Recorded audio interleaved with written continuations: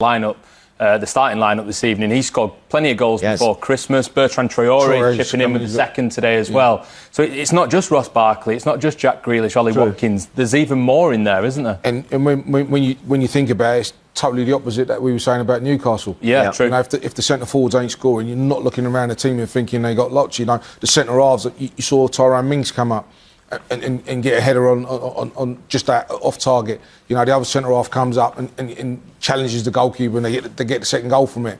Yep. So you know they've got threats all over the place, and you know it's a team playing with confidence, playing with form. And you know we went into this game saying that they hadn't won a game in 3, but they played against the top teams. Yeah. And they win that game tonight, and that's exactly what Dean Smith would expect. Right, OK.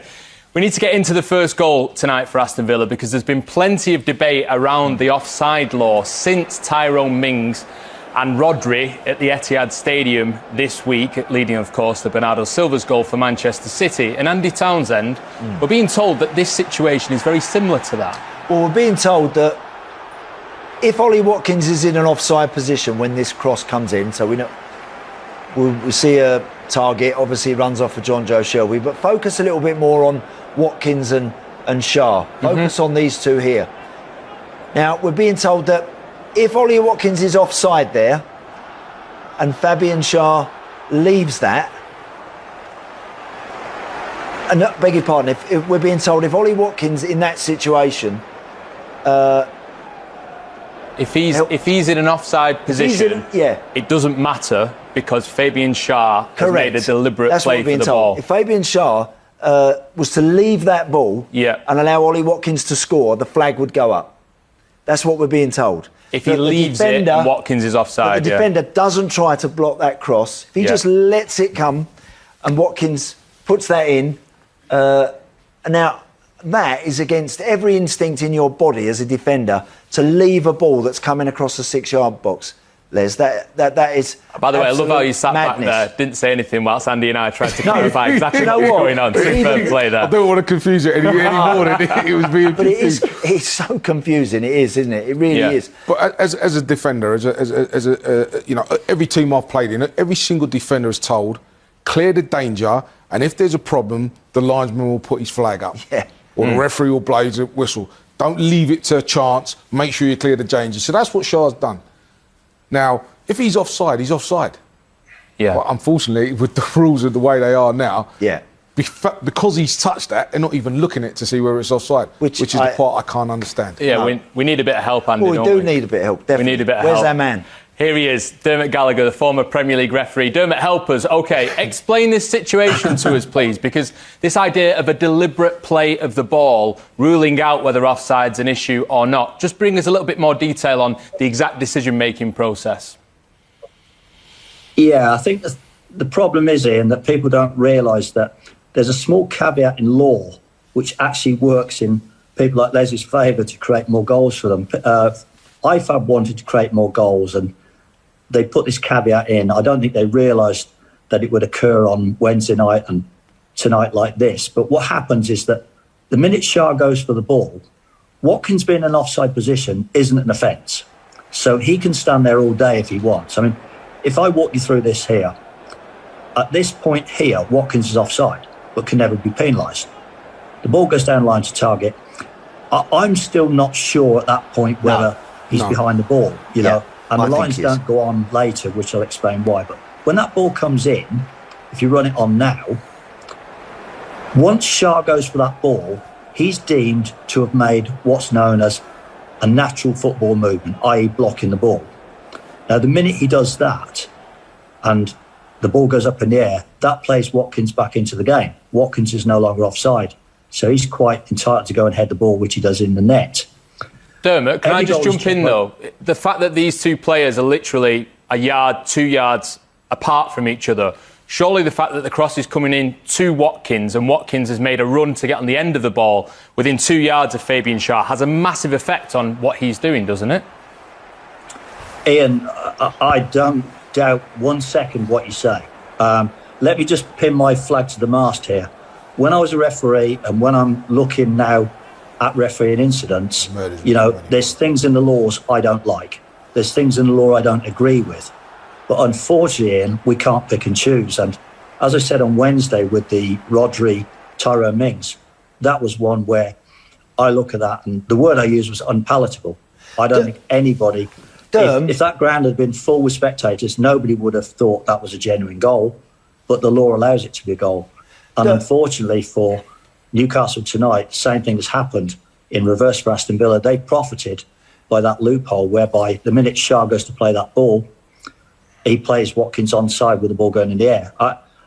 I completely empathise with what Andy said, is that every instinct in Shah's body, he's been brought up all them years as a defender, is to clear that ball.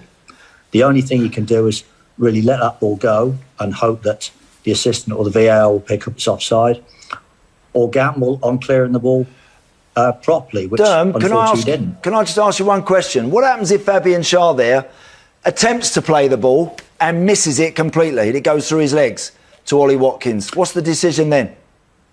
Well, the decision will be if the referee or the VAR, whoever looks at it, decides that he's made a genuine football attempt to play that ball. But he doesn't touch it at all. It's a very great question, Andy, because we had one a few years ago with, if you remember, Lovren and Harry Kane, where Lovren took a swing at the ball, completely scuffed it, and it went through to Kane, who was then brought down for a penalty, and a penalty was given because it was deemed that Lovren, by taking ownership of that situation, decided to play the ball, and his miscontrol, if you like, had actually profited for Harry Kane, which is exactly as you said tonight for this one. Yeah, it's fascinating. The bit that I always find interesting with all these is, if you're a coach, Les works at a club, if you're a coach, how do you coach your defenders to not try and clear the ball because someone might be in an offside position? Now, we don't know actually whether, with the Ollie Watkins one tonight, I think he's actually onside anyway. Right. But had he been a foot in advance of the ball,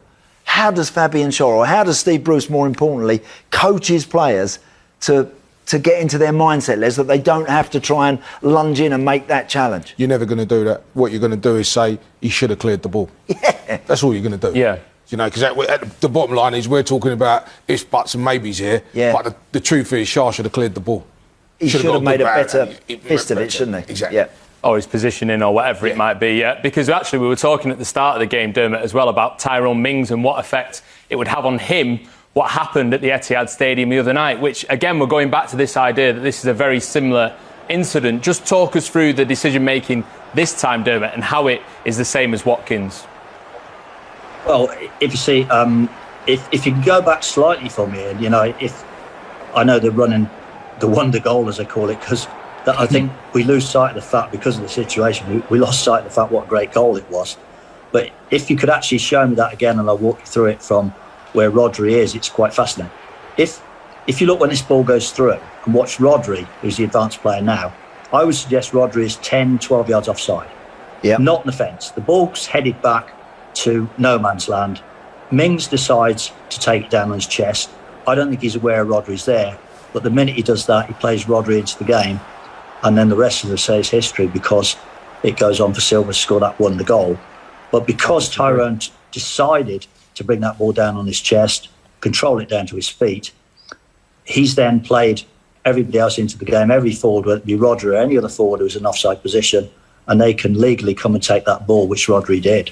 This is the point of law then, Dermot. Let's take a look at what IFAB says about this particular aspect of the offside rule. We're going to read this out as well to make sure that it's totally clear in people's minds. So a player in an offside position receiving the ball from an opponent who deliberately plays the ball, including by deliberate handball, is not considered to have gained an advantage unless it was a deliberate save by any opponent. Just explain, Dermot, exactly how that applies to both Watkins' goal tonight and also the Bernardo Silva goal too. Well, if you leave that up so I can just run through it. Perfect. A player in an offside position. So we say the other night it was Rodri, tonight it was Watkins. Receiving the ball from an opponent who deliberately plays the ball. It was Tyrone Mings on Wednesday. It's Schär tonight. Both of them deliberately played the ball, there's no doubt about that. The handball doesn't apply. Is not considered to have gained an advantage. So that's how it is, Ian. It's set up to say that once Tyrone took control of that ball or ownership of that situation, and once Schär did tonight, that advantage then goes back to the forward rather than the defender. Obviously, the last caveat is covered, because if a goalkeeper saves a shot and it parries out, the forward coming in, running the ball in the net will still be given offside. Yeah. But if you leave the last bit out, it covers Tyrone Mings on Wednesday, it covers Shah tonight, and that's what it is. And I don't think when that was set up, anybody really considered either of these two situations. I used the word unpalatable on Wednesday because I think it was difficult for people to understand why a goal was given. Tonight you've seen a different situation where Shah deliberately goes to block the ball, whether he goes to clear it for a corner or whether he just goes to block it himself, I don't know, but there's no doubt he's gone to play that ball. And that, as I say, triggers the next bit, which allows Ollie Watkins to go in and score. Yeah. Derm, so tonight, when the VAR guys review and assess every goal that's scored, so are you saying that they wouldn't have had their lines out measuring whether Watkins was slightly onside, slightly offside? They wouldn't have even bothered with any of that purely because of that touch by Fabian Schär to block the cross?